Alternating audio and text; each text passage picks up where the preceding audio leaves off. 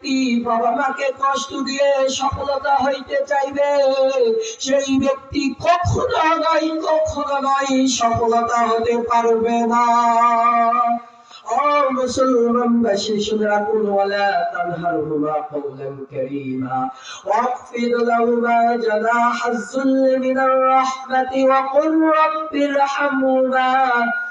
রহমত, যত তোমার রহমত আছে সব রহমত তোমার বাবার জন্য, মার জন্য, তোমার বাবার পায়ের নিচে নিয়ে যায় দাও।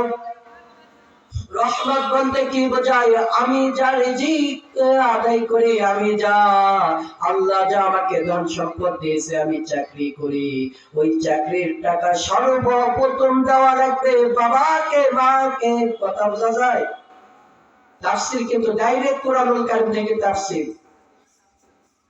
আজ আমরা সমাজে বিভিন্ন কথা শুনি, কিন্তু ওয়াজের শুরু থেকে শেষ পর্যন্ত বসে থাকি, কি শুনি কি বুঝি কিছুই বুঝতে পারি না, ওয়াজ শেষে কিছুই বুঝি না।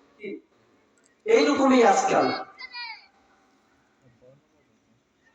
এই জন্য আমি ডাইরেক্ট কোরআনুল কারীম থেকে তাফসীর, খুবই মনোযোগ। রহমত, আল্লাহ বলেছেন রহমত যত রিজিক আছে, বরকত আছে, বাবাকে মাকে সর্বপ্রথম নিয়ে যা দাও। চাকরির যে প্রথম টাকা, চাকরির যে প্রথম বেতন তোমার মাকে দাও। ওই প্রথম উপার্জন তোমার মা বাবাকে দেওয়ার কারণে আল্লাহ তোমার রহমতে বরকত দিয়ে দিবে। বলেন সুবহানাল্লাহ। ও কুবরপুরের মুসলমানবাসী শুনে রাখো, রহমতের মালিক আমার আল্লাহ। বন্দুকের গুলি মিস হইতে পারে, কিন্তু বাবা মার দোয়া বদদোয়া মিস হইতে পারে না।